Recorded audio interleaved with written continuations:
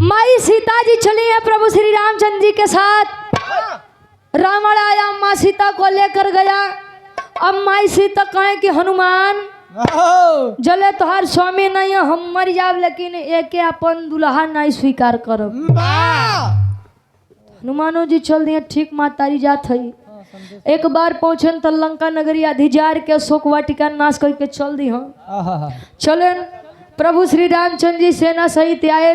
भालू बनर अच्छा एक बात बा गुरु जी, अच्छा कियन भगवान राम जी अपने साथे भालू और बानर के सेना लेके चल दिए रहे। नहीं तो काका आदमी इतना फितरती होत उ सोने के चीज देख ले तो कर ईमान डगमगायत और सोने के लंका देखा तो कर का हालत होता। कहते रावण जी का झूठे परेशान होता। राम जी के मारे के बाद मुड़िए धर के हम ही दबा दे, केवल ही में तनिक हमक दे दी है। आदमी इतना फितरती बा। अच्छा चले हैं। राम जी कहे बेटा हनुमान कहे हाँ प्रभु कहे अब तो श्रीलंका का यानी लंका का नाश तो होगा ही। कहे तब कहे हम चाहते कि झगड़ा लड़ाई करे से पहले अपने आराध्य यानी शंकर जी के तनी पूजा पाठ हो जाए तो बढ़िया रहता। कहे तब स्वामी करा ना। कहे कि बेटा मेरी बात सुनो, शिवलिंग स्थापना में मुझे शिवलिंग चाहिए और इस संसार का सबसे बड़ा ज्ञानी पंडित चाहिए संसार का। कहे तब कौन बात के देर बा तू चालू करा। हम यही स्वामी कहे सुना हमार बात। एक लाइन गीत लगत बा, कोनो दुल्हे अपने सैया जी से फरमाइश करत बा।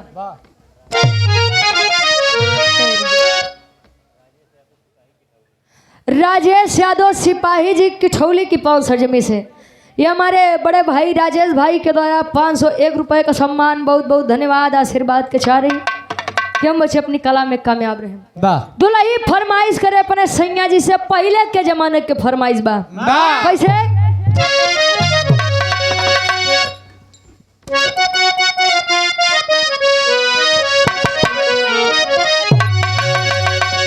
अरे बाली और झुमका भुलाई जा, अरे बाली और झुमका भुलाई जा, नथुनी पगोली चले टप बनवाई गा। बाली और झुमका भुलाई जा, नथुनी पगोली चले टप बनवाई गा। बाली और झुमका भुलाई जा, नथुनी पगोली चले टप बनवाई गा। कहे बाली और झुमका भुलाई जाओ, नथुनी पगोली चले टॉप बनवाई दा। हनुमान जी कहें स्वामी स्थापना के तैयारी करा। कहें लेकिन काम तुम ही को करना है। हनुमान जी कहें स्वामी हम न जाब। अंगद के भेजे ना ना अंगद कहे जाई हाँ तब जामवंत के भेजे। कहे स्वामी हम न जाब, बार बार हम के भेजता। हम रही कि आपके सेवा करवे नहीं, इतनी बड़ी सेना बा केहू के भेज दा। कहे बेटा हनुमान क्यों बार बार तुमको याद दिलाना पड़ता है। बहुत बानर हन भेज दे काठियन कहे जवन काम तू कोई सकत था ये तना जाने थोड़ी कोई सकत थी। कहे कैसे कहे सुना हमार बात। हनुमान जी से राम जी कहा कैसे। अच्छा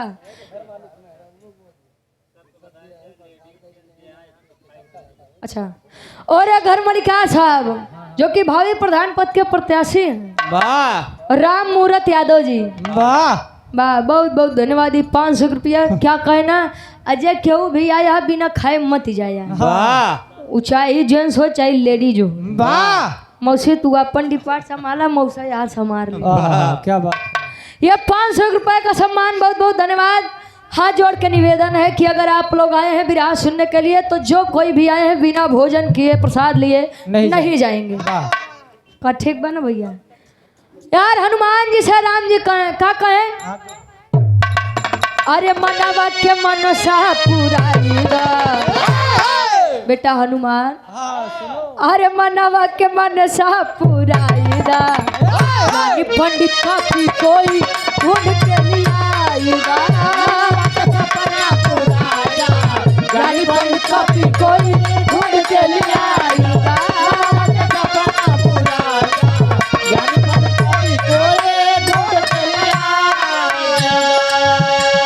राम जी समझावत है साफ सामर्थ तोहरा में बाटे कपीराई अनुष्ठान विप्र जी से बेटा करवा सामर्थ तोहरा में बाटे कपिराए अनुष्ठान विप्र जी से बेटा करवा सामर्थ तोहरा में बाटे कपिराए मानवा के मानसा पुराईदा मानवा के मानसा पुराईदा ज्ञानी पंडित कवि कोई ढूंढ के मिलाईदा अरे राम अभिलाख यादव जी मझिले गांव से 100 रुपये पूजे हमारे बाबूजी के द्वारा बहुत बहुत धन्यवाद। कहे जाओ हनुमान जो आप कर सकते हो वह कोई नहीं कर सकता। अच्छा हनुमान जी उठे तो उड़ान भर दिया जय श्री राम उड़ान भरते सोचते ने यार सबसे बड़ा ज्ञानी पंडित वो संसार के कहे कि हमारी नजर में ब्रह्मा जी से ज्यादा ज्ञानी पंडित के बा वो दुनिया के भैया सृष्टि के निर्माण करता रचयिता है। अच्छा चले हनुमान जी ब्रह्मा जी के पास ब्रह्मा जी नेत्र खोले बेटा हनुमान कैसे यहाँ कहे स्वामी अब का बतायू प्रभु जी तनी काम फाने हैं कवन काम हो कहे सुनो बताओ तो का बताओ एक लाइन गीत लगत बा ये गीत अपने जमाना में बड़ी वायरल रही मेरे बाबू हरेंग के उम्र किया कैसे ये सुल्तानपुर के गवैया गाई है।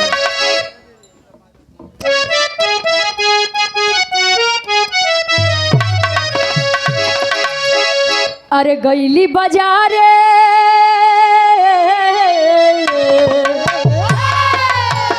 गईली बाजारे गोरिया गाड़े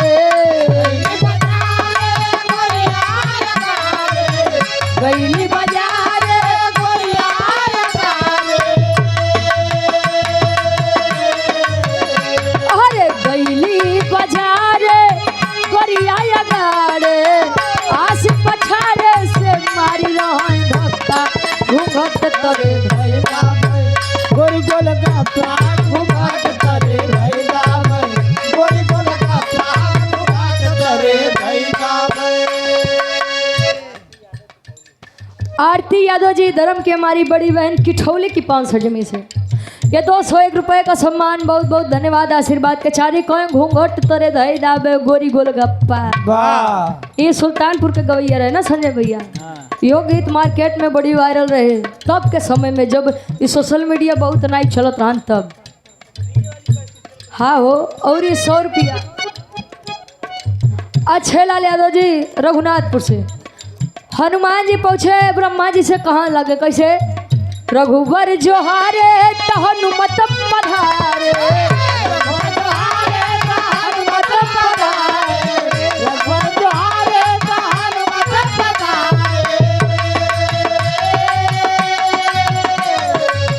रघुवर जोहारे तो हनुमत पधारे अरे आशा भरी अखिया से देख रघुरैया पवन गति से चल भइले बन कपिरैया पवन गति से चल भइले बन कपिरैया पवन गति से चल भइले आए ब्रह्मा जी के पास ब्रह्मा जी से बताए कि स्वामी राम जी शिवलिंग की स्थापना करना चाहते हैं तो उन्होंने कहा कि जाइए संसार का जो सबसे बड़ा पंडित हो लेकर आइए हम भी आपके पास आ गए आइए चलिए कहें कि हम वो संसार के सबसे बड़ा पंडित हनुमान तो हर दिमाग में खराब बका काहे सृष्टि के रचयिता आप त्याग से बड़ पंडित के होइया कहें कि अगर छोट मोट पंडित के बात हो तो हम चली उली अब संसार के सबसे बड़ा पंडित के बाद तो हम नहीं चल पाओ कहें तब स्वामी हम निराश हो के जाई कहें देखिए निराश मत होइए मैं आपको बता रहा हूँ आपको जाना कहाँ है कहें हाँ तो बतावा देरी काहे करत है कहें जाइए मेरे पनाती रावण के पास हनुमान जी लगा देखा कहें रावण आपके पनाती लगे सफेद पागल बनो बदे हम ही दिखाने का काहे कहे कि रावण मतलब वो है जो राम और रावण जी में युद्ध छिड़ा बा ओ नहीं रावण जे माई सीता के हर के लेके गए, ओ नहीं रावण जे कर अशोक वाटिका हम नाश करके आए। अभी आप कहा था कि उनके लगे जाए अन्यथा संसार में क्यों पंडित है उनसे बड़ नहीं बा। और हकीकत बात है, सोचिए जो इंसान आगे की छह महीने आगे की बात जान जाए, जे करे दरवाजे शनिदेव बंदी बन के बैठे, अब बताओ उसी बड़ पंडित क्यों होई हो। कहे जाइए अन्यथा वापस लौट जाइए।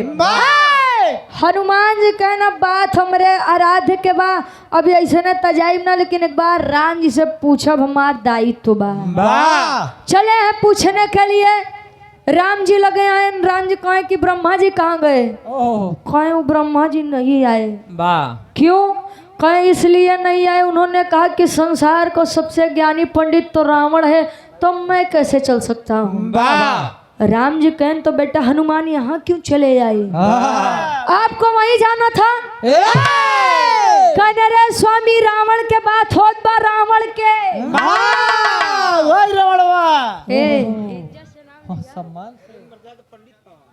कहे अब हम कहाँ कहते कि दूसरे लगे जाए के बाद बेटा रावण के पास ही जाओ। लागत बस स्वामी अब हम कब फंसई हम।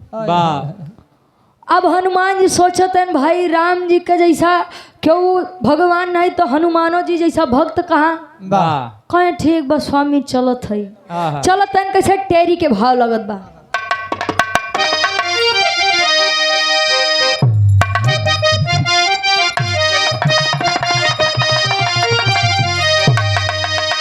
खरारी तब बज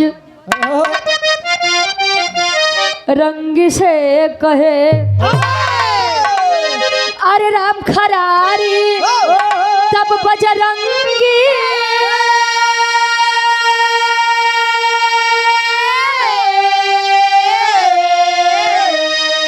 अरे राम खरारी तब बजरंगी से कहे, तो लंका पति दशानन के लावा बलकारी, अरे बलकारी, अरे बलकारी।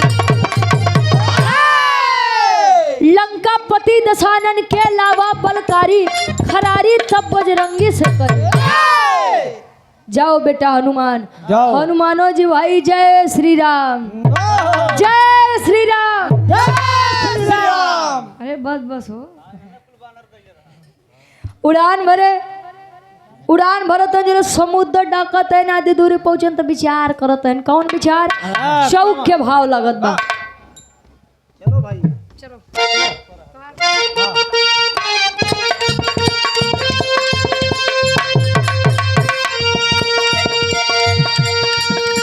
चले राम को शीश झुका के,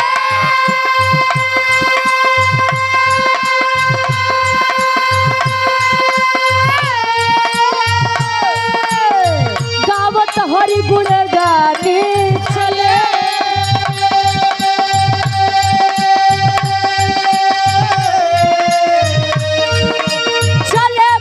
श्री रामचंद्र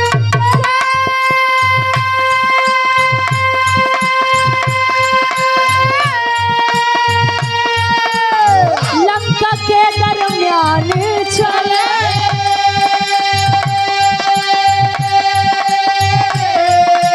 चले काज हरि हित में करन को, चले काज हरि हित में करन को, पवन पुत्र हनुमान चले।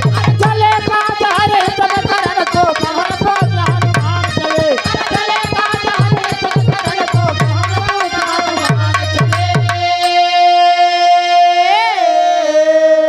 तू लोग ले ले भाई, तले हम समझावत ही। हनुमान जी उड़ान भरे आधी दूर पहुंचे। कहे यार स्वामी जी के बतिया मान के चली तो आए। रावण जी ऐसा देखियो तो उखड़ जाएंगे, अइहे तो है ना चार गाड़ी सुना के भगई। अच्छा लंका नगरी जब पहुंचे, कहे ने काम करते भेसवई बदल लेत। भेसवई भेस का मतलब गुरुजी छह आदमी लोग कहते हैं कि बहुरूपिया बा। कहे ना हनुमान दरवाजे जाइए ना घुसिए, हमार काम हो जाई, आऊ जाइए प्रेम से। पहुंचे राम जी का नाम लिए, रूप बदले, हनुमान जी के पूछ एकदम गायब। पूछ वह पूछिया हो जो ने पूछिया से हाँ वो अगिया लगाए रहे। अरे वाह अच्छा यार पूछ एकदम गा बुढ़ऊ दादा का रूप लिहन हाँ, वृद्ध इंसान के लाठी हाथे लेन तो बुढ़वन के जैसे गुरुजी जब बुढ़ौती आ जात है वाह ते आदमी बैठा रही लेकिन वो बैठा रही हिली कापी नहीं लेकिन ओकर शरीर अपने आप हिली वाह कंपन होत हो। अच्छा हनुमानो जी बेचारू बुढ़वा रूप लई के लाठी ले हिलत कापत पहुंचन कहे भैया दरबारी वाह रावण जी के नगरी है यार ओहो कहे का बाऊ दिखात नहीं बकात है रावण जी के नगरी के सामने खड़ा हो के पूछा था रावण जी के नगरी है या वाह कहे बेटवा उम्र होगी बाप का बताई किस कम दिखाता है ये बेटा कहे हाँ रावण जी के है नगरी बा कहे उ बेटवा तनी घरवा पूजा रखे रहे तो कोनो पंडित आदमी मिलत नहीं वाह हम सोचा कि रावण जी से के बढ़िया पूजा कराई हम चल दिया कहे ने बाबा ये आपके एक बात बताई के हाँ बतावा कहे रावण जी नाही जई हाँ काहे हो कहे वो रावण जी अंदर वो बैठ के राम जी से लड़े बदे योजना बनावत वाह उजले अक्षय कुमार हरे मरेन गुरुजी अक्षय कुमार यानी रावण जी के बेटवा हीरो मत समझे जाया कहे जले उ सब मरन तोले रावण जी के बुद्धि काम नहीं करत बस चली जा प्रेम से वाह कहे बेटवा आप देखा हमार लिहाज करा चाहिए मत करा लेकिन इस शरीरिया के लिहाज करा ये बेटा उमरिया के लिहाज के बूढ़े आदमी हम इतना दूरिया से आई एक बार रावण जी से कही दा हो सके रावण जी मानी जाए कहे ठीक बा बैठा पूछ के आवत गए कहे रावण जी बाहर कोई वृद्ध इंसान आया है आप कहिए तो अंदर भेज दूं आप कहिए तो बाहर से ही विदा कर दूं रावण जी कहे कि अगर वृद्ध इंसान है तो अंदर भेजिए देखते हैं क्या दिक्कत है अब हनुमान जी कहे लगे मने मन लड्डू फूटे कहे लागत बा काम हो जाए लागत बा रावण जी के हम पागल बनाए देव पहुंचे अंदर हिलत का तोले रावण जी देखे तोले मुस्कुराए दे अब हनुमान जी सोचे रे साला कहीं पूछिए तो नहीं छूट गया अगल बगल जब पीछे देख लगे कहे ना पूछिए तो गायब बा मुहना तो ठीक बा कि मुहना बे फूले बा उ लगा देखो कहे ना कुल तो ठीक है भाई रावण जी हंसत कायन हो तोले अच्छा गुस्सियाने हनुमान जी कहे मजाक उड़ा रहे हैं हमारी इस अवस्था का मजाक उड़ा रहे हैं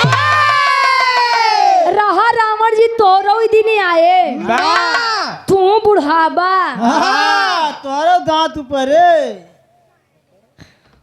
अच्छा ऊपरे के मतलब ऊंचारे कहे तोरो ही दिन आए अब रावण जी फिर से मुस्कुराए दे काहे हंसत हैं राजन जी क्यों हंस रहे हैं आप क्या सच में हमारी अवस्था का मजाक उड़ा रहे हैं रावण जी कहन बाबा हमारे इतनी औकात कहाँ जाओ हम आपका देख के हंसी कहे तब आप क्यों हंस रहे हैं कहे सुनिए मेरे हंसने का क्या कारण है क्या बताऊं गुरुजी स्वर्गीय रामदेव गुरुजी वाली तर्ज लागत बा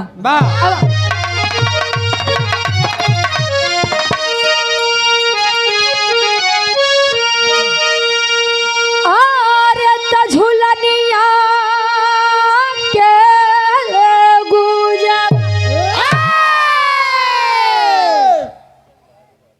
जंग बहादुर यादव जी पूज्य हमारे गार्जियन जी के द्वारा 100 रुपया बहुत बहुत धन्यवाद आशीर्वाद के चाह रही रामदेव गुरु जी के जहाँ वीर रस के बात है और रामदेव गुरु के बात न आवे वो वीर रस बेकार बा गाँव में कैसे आर्य झूलनिया के गुजवा आर्य झूलनिया के गुजवा अरे टूटल राजा जवनिया से गड़िया छूटल ए राजा जवनिया से गड़िया छूटल ए राजा जवनिया से गड़िया जमनिया से गड़िया छूटल रे राजा जमनिया से गड़िया छूटल रे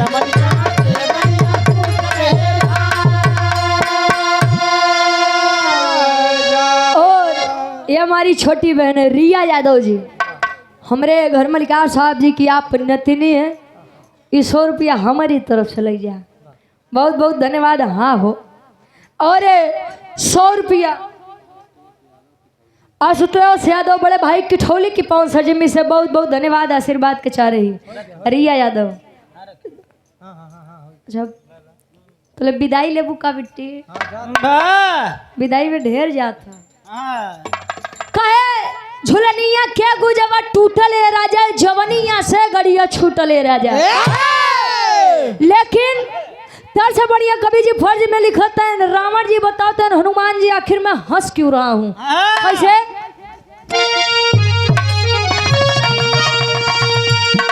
आर्य बोला दशानन,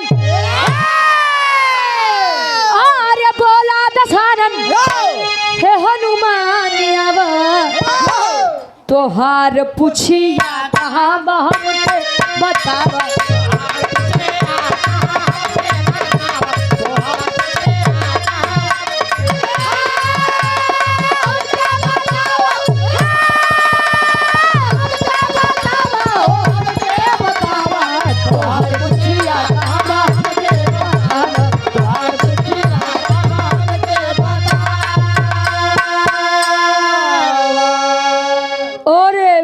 सावन की मम्मी जी, ये 100 रुपए का सम्मान राम मुहूर्त, गया प्रसाद, कमला प्रसाद समेत सभी भाइयों को गाड़ी गीत। तेरा ही में गाड़ी गीत होता है। ये 100 रुपए का सम्मान ये तने में गाड़ी गीत कहाँ होता। बहुत बहुत धन्यवाद, आशीर्वाद के चारे क्यों बच्चे अपनी कला में कामयाब रहे।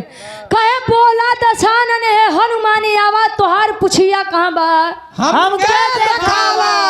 कहे हनुमान तू का समझत है, तो हम पागल लागे थे।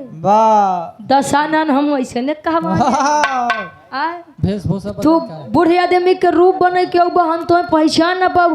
कहे स्वामी पहचान गया। कहे हनुमान तुम्हारी असली पहचान तो तुम्हारी पूंछ है। कहाँ चुराए था पूछिए उछिए हो। अब हनुमान जी कहे रे सलाई तो बड़ी विपत बा हो। इतना दूरिया से हम सोचते आए रावण जी पहचाने ना आये उते मान पहचान दो कुल किए कराए पे पानी फेर दिया। कहे रे हनुमान हम तुम्हें कैसे भूला।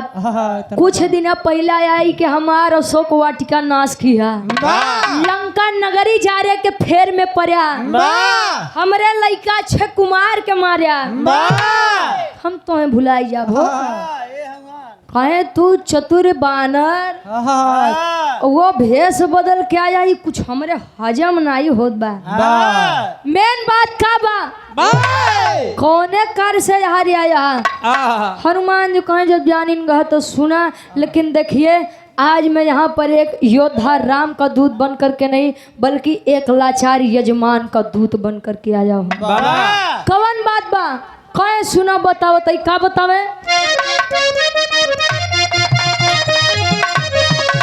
और आप हमारे बड़े भाई मनोज यादव जी घर मलिकार साहब गार्जियन जी के द्वारा 501 रुपया बहुत बहुत धन्यवाद, आशीर्वाद के चारे के बच्चे अपनी कला में कामयाब रहे। बताओ तई कैसे।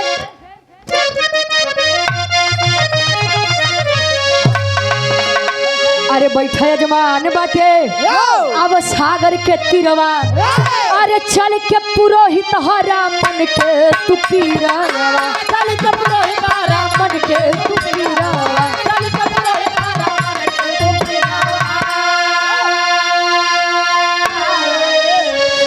अरे आप शिवलिंग के, अरे आप शिवलिंग के पूजा करावा तोहार पुछिया कहाँ हमके बतावा, तोहार पुछिया कहाँ हमके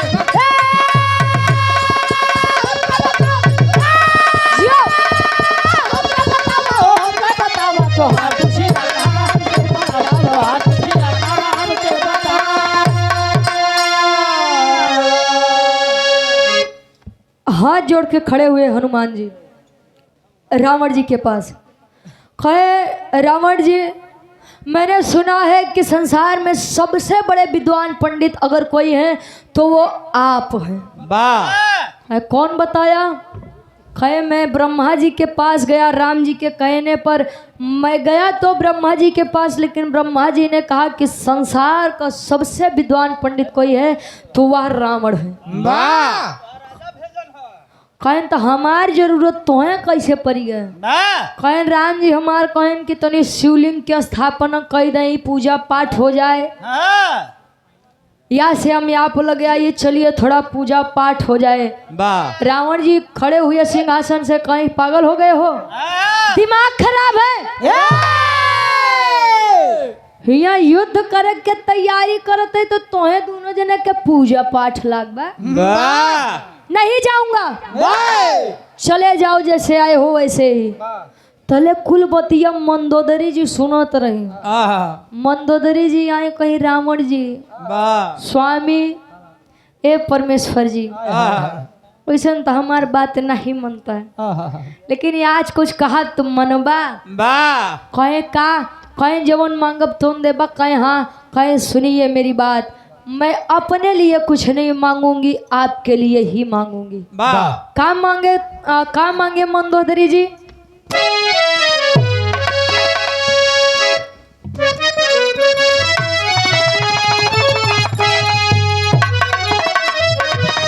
भगवान कन्हैया जब गोकुल नगरी छोड़ करके वृंदावन चले गए रहने के लिए, तो सारी गोपिकाएं विरह में कह रही हैं कन्हैया जी से। कैसे?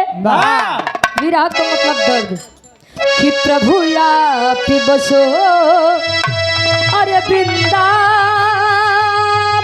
में,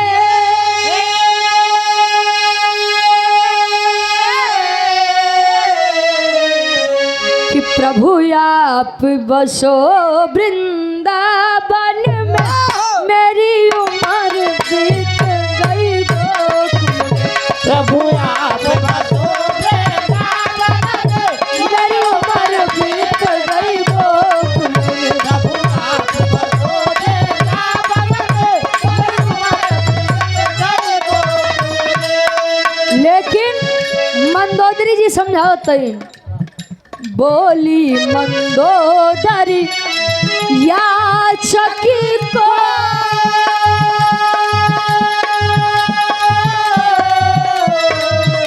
बोली मंदोदरी याचक को, खाली लौटाना ठीक नहीं, बोली मंदोदरी याचक को खाली लौटाना,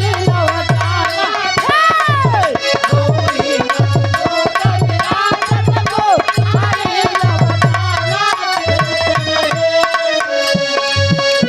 बोली मंदोदरी याचकी को, मंदोदरी याचक को, बोले मंदोदरी याचक को, खाली लौटाना ठीक नहीं, जो खुद हो मुसीबत का मारा,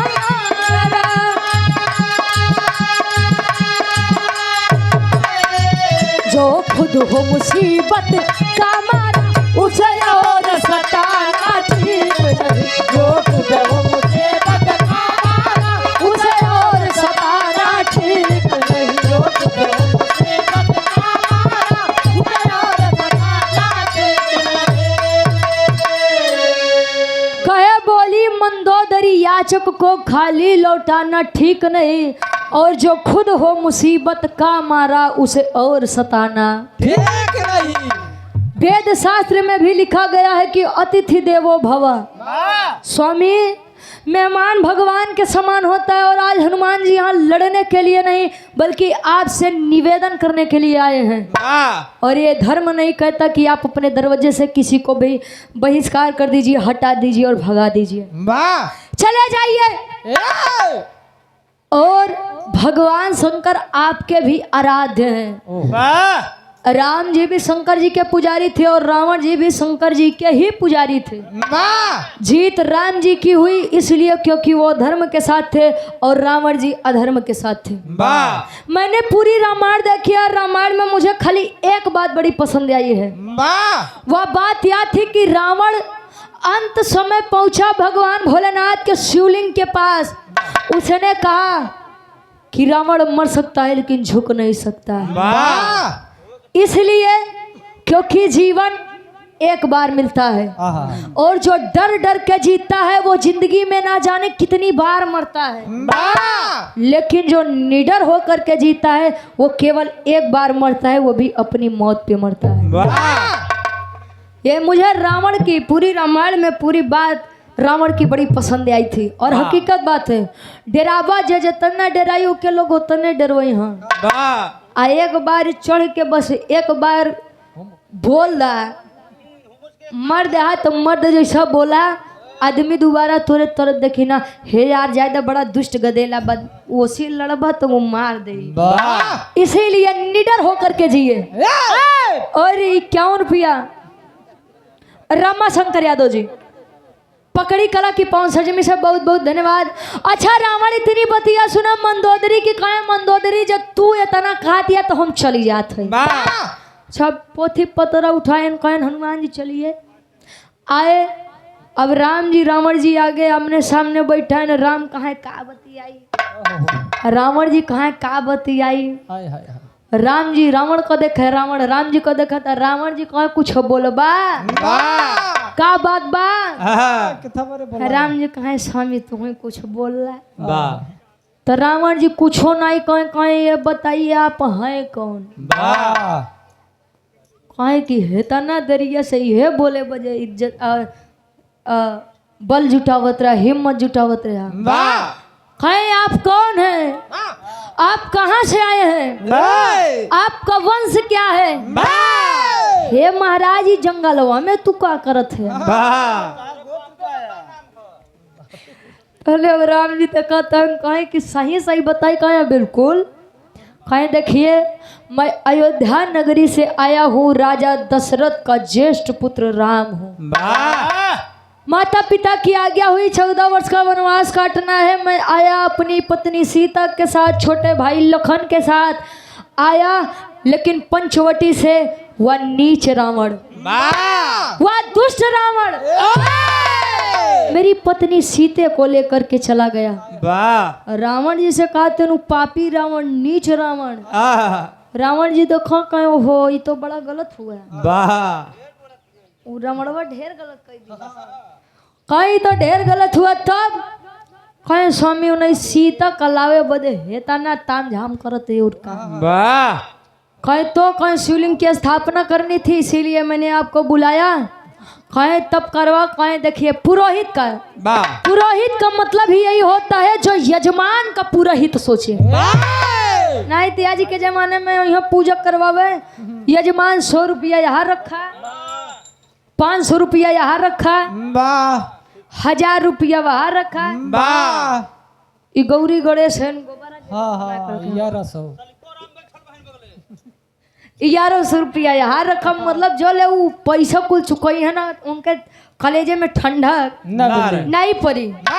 और 100 रुपया राज नारायण यादव जी गारापुर से 100 रुपया, बहुत बहुत धन्यवाद आशीर्वाद के चाह रही।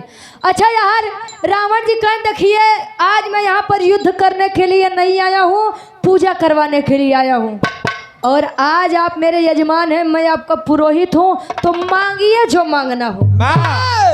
आज मांगा रावण तो दिल खोल के दी है। कहे महाराज सचो मांग ले का, कहे सोचा मत, मौका मत गवाओ, मांगा जोन मांगे के होए। कहे तो सुना हमारे एक मांगन बा। कौन मांगन, बिरहा के आखिरी तरज लगत बा।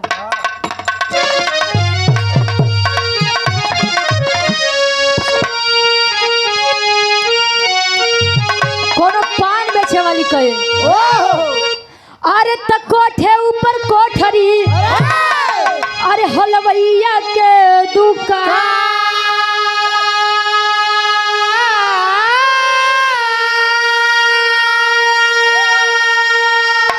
अरे हाथ से लड्डू छूट गया, अरे पनवरिया मारे सान, अरे पनावा खैला, पनावा खैला राजा हमारी दुकान, पनावा खैला हमारी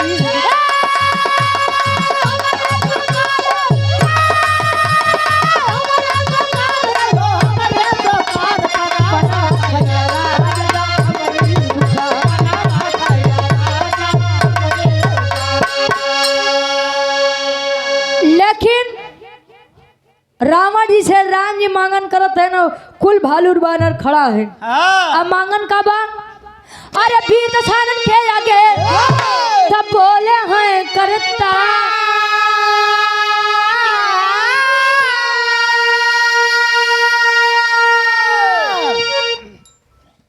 कहे वीर दशानन के आगे तब बोले हैं करता, अरे यह लालसा दिल में बटे करा मंत्रोच्चार। ए स्वामी, अरे तले लंका ले लंका पति के हम गर्दन उतार ले लंका पति के।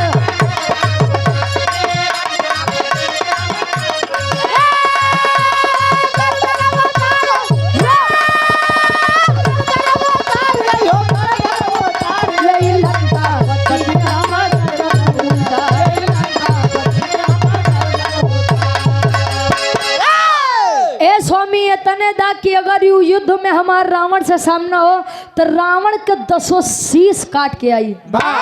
रावण जी कहे नहीं मस्त ऐसा ही होगा। और कुछ कहे स्वामी, जब हमारे सामने कुंभकर्ण जैसा वीर से हो तो हम कुंभकर्ण के भी पराजय कर दई। और जब हमारे भाई युद्ध में आवे तो हमारे छोटे भाई लक्ष्मण के हार उ ना हो। मांगन मांगे 3 वरदान मांगे थे कि लंकापति दशानन का शीश काट के आऊं, कुंभकर्ण से मैं हारूं ना, और मेरे छोटे भाई लक्ष्मण की हार नहीं होनी चाहिए। रावण जी कहे एवं मस्तु ऐसा ही होगा। वरदान दिए कहे और कुछ कहे ना ना बस इतने मांग रहे कहे। तब अब हमार काम सुना, हमार बात सुना। रावण जी कहे राम जी से कैसे पापट के भाव लगत बा।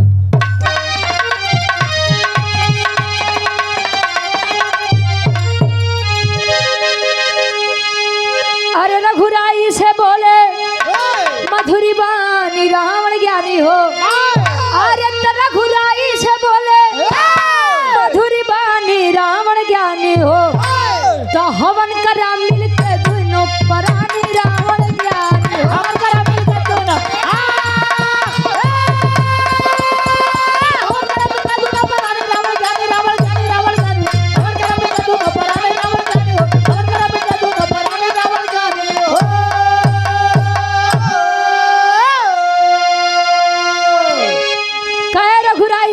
मधुरी बानी रावण ज्ञानी हो, हवन करा मिलके दोनों परानी रावण ज्ञानी हो। मैं चाहता हूँ कि यह हवन कुंड आप दोनों के साथ ही संपन्न हो, यही हमारी दिली कामना है। अजले जोड़ा पूरा नहीं बतले वो हवन कोने काम के कहे रावण जी लगा था दुविधा में फंसौबा का। जब हमार सीता हमारे लगे है नहीं तो हम मिल के हवन कैसे करी। कहे ठीक, आप अपना काम करिए, हम चल रहे हैं, हम आएंगे बालक। कैसे कहें? अशोक वाटिका गया दशानन, सीता को ले आया हो, कैलाश शैल से शिवलिंग लाओ, हनुमत को भेजवाया हो। अरे तया क्या पाकर चले हैं बन के खानी रावण ज्ञानी हो। राम के बगल में बैठी सिया सयानी रावण ज्ञानी हो। गया शोक वाटिका सीता को लेकर आए हनुमान जी। देखो का महाराज जो करे बदे हेता ना टिटिम करे त्यों को ऐसे नहीं लाई दी है तो का मतलब अब युद्ध झगड़ा लड़ाई करे आप लौट जा प्रेम से, हम लोग लौट जाई। रावण जी कहें देखो हनुमान, मर्यादा पुरुषोत्तम कहे जाते हैं प्रभु श्री राम। कहे तो कहे इसीलिए अबे लंका नगरी आएंगे, मेरा 200 शीश काटेंगे, तब सीता इनके हुई है, नहीं थे अब नहीं हुई है। आप जाइए और कैलाश पर्वत से शिवलिंग लेकर के आइए। अच्छा उड़ान भरत है यार, हवन होत बा, धीरे धीरे समय बीतत बा गुरुजी। जब हनुमान जी नहीं आन तो लगे सब बात करे। हनुमान कहाँ रुकी गए हो? बोले शिवलिंगे नहीं आई तो स्थापना कैसे हो? आल्हा के भाव लगत बा कैसे?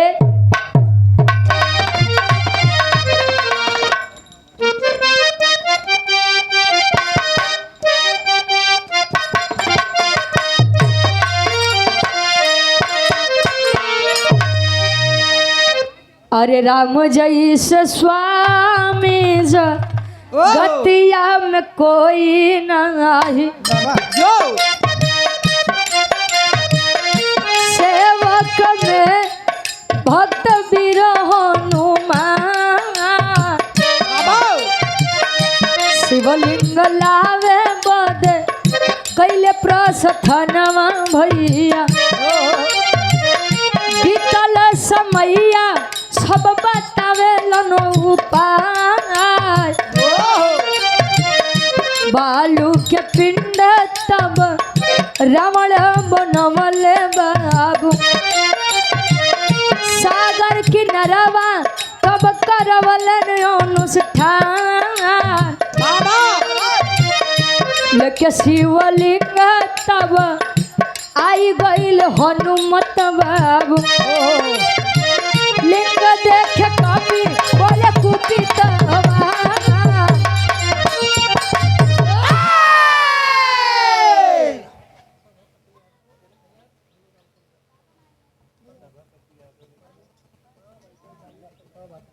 और सम्मानित हमारे गार्जियन जी जो कि परिचय के मोहताज नहीं है, आप सम्मानित हमारे गार्जियन जी, आप सभापति यादव जी, जिनसे बड़ा प्यार मिलता है, सम्मान मिलता है, और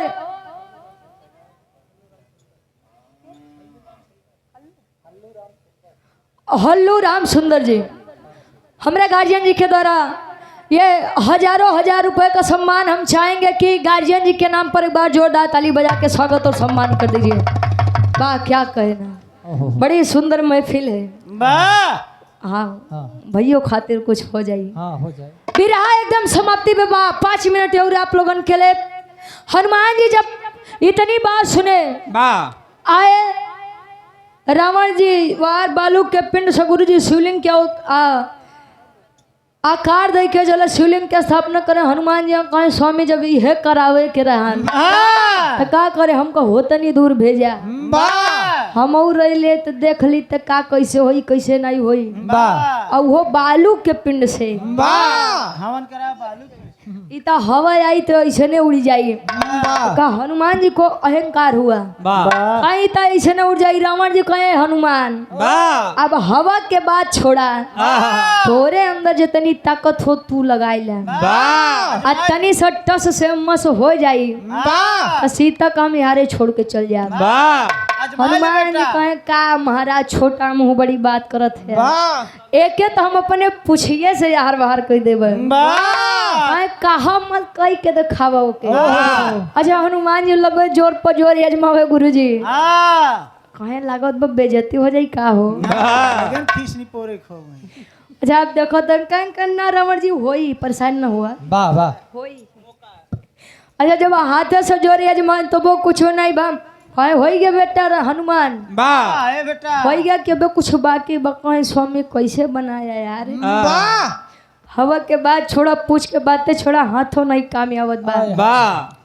हाथ से रक्त की धारा बहने लगी। माई सीता निकाल के सिंदूर जब लगावत हैं, रक्त बहना बंद हुआ, तब से लोग बताते हैं कि हनुमान जी को श्रद्धालु लोग सिंदूर चढ़ाते हैं।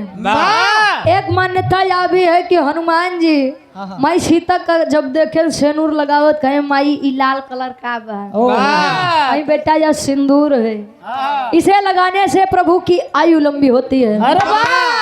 हनुमान जी गए सो कोनो यंग नहीं बचा जे मैं सिंदूर लगाई के नहीं आए, पूरे अंगम लगा लिए हैं। अच्छा जब लगाई के माई सीता कहीं का वो कहीं कि अभी आप हेतना लगाए से स्वामी हेतना दिन जी हैं, हम तो कुल लगाए के चलो थे, अब स्वामी हर से जाबे नहीं करे। इसीलिए कहा गया है साहब, अगर राम जैसा कोई स्वामी नहीं हो सकता तो हनुमान जैसा कोई भक्त नहीं हो सकता, नहीं हो सकता है। हनुमान जी की बातें आज भी कलयुग में लोग बोलते हैं, कहे हनुमान तो हम है ही नहीं जो सीना चीर के दिखाऊ। का गुरु जी श्री राम जानकी बैठे हैं मेरे सीने में। इतनी बतिया अच्छा हवन कराई के माई सीता कर लाई के जैसे रावण जी चले, सोचे राम जी कहे स्वामी कुछ दक्षिणा लैला, कहे का देव राम, तोरे ईटा पाथर के मकान हमरे सोने के लंका। अरे तार एक खे मेहरारू वो हमरे लगे बा वाह वो तो आर मेहरारू हमारे लगे बा वाह कहे का देबा कहे ना कुछ मांगला कहे अच्छा देवे चाहता तो सुना एक बात मेरी आप मानिएगा वाह इस पूरे युद्ध भर में आखिरी भाव खड़ी के भाव लगत बा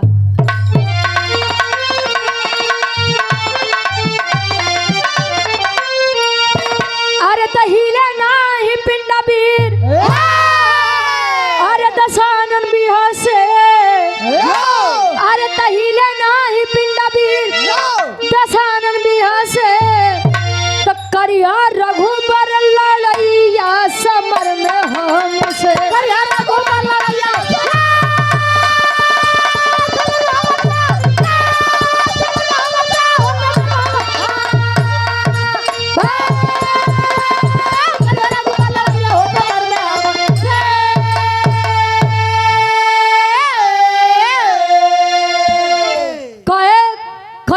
लड़ैया समर में हमसे राम जी आइएगा हमारी लंका नगरी में मैं रहूं ना रहूं वो बात की बात है लेकिन अगर मेरी नगरी में एक भी वीर बच गया तो आप सीता को लेकर के मत आइएगा चाहे अपने माइक दूध ही कैसे पिए कायम मत आइएगा राम जी कहा हाँ ठीक है ऐसा ही करेंगे अगर एक भी वीर बचा रावण को तो घमंड था मेरा इतना लंबा परिवार है 1 लाख पूत 1.25 लाख नाती रावण घर दिया न बाती ओहो दिया बातें छोड़ा आज नगरी कहाँ बा कुछ है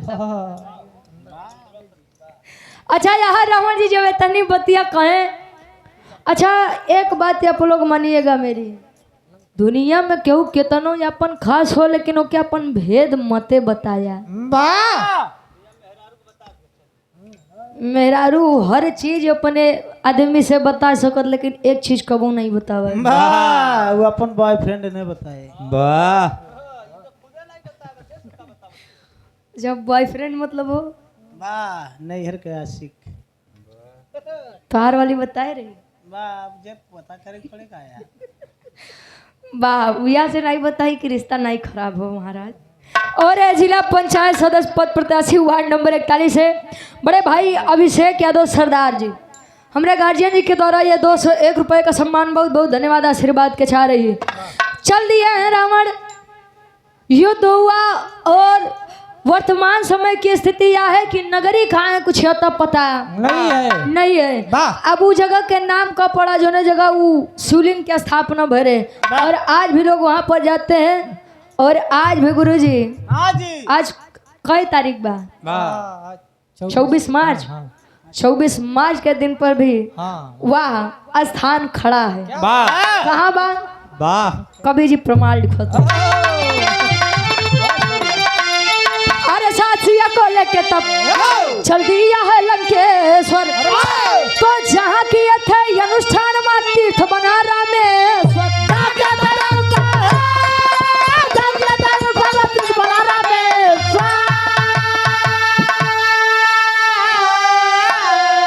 अरे तो दुनिया करती दर्शन अरे समर में हमसे करिया रघुबर लड़ैया समर में हम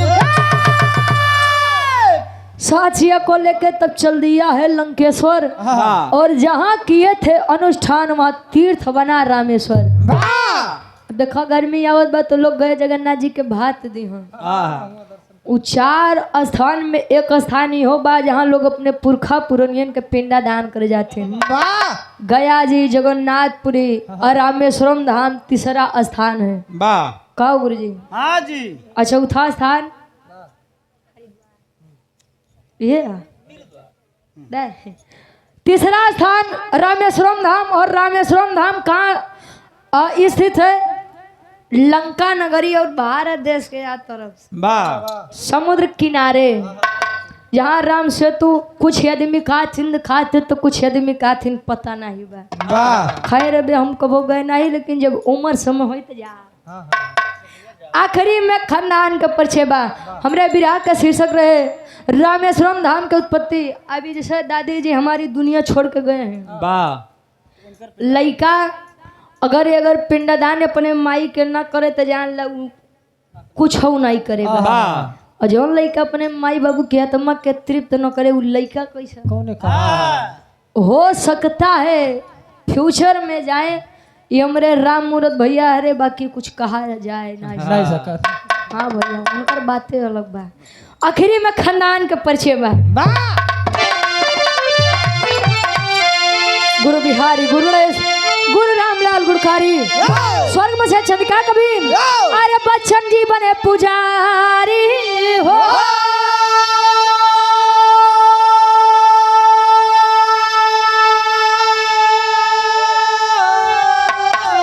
अरे खरारी तब बजरंगी से कहे तब भारत रुचि अब भगवान की लीला नारी।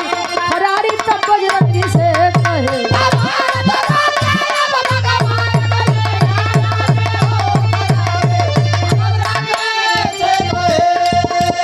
देख तेरे संसार की हालत देख तेरे संसार की हालत क्या हो गई भगवान कितना बदल गया इंसान कितना बदल गया इंसान। सूरज न बदला चांद न बदला सूरज न बदला चांद न बदला ना बदला आसमान कितना बदल गया इंसान कितना बदल गया इंसान।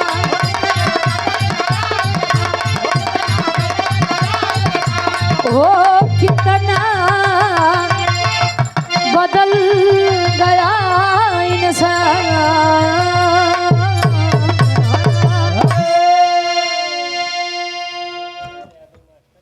छोटे लाल यादव मास्टर जी इसी ग्राम के निवासी गार्जियन जी के द्वारा 500 रुपया बहुत बहुत धन्यवाद आशीर्वाद के चाह रही। हम चाहब कि हमारे और आप सभी के बीच में उपस्थित हुए हैं। अच्छा आ जाइए भैया।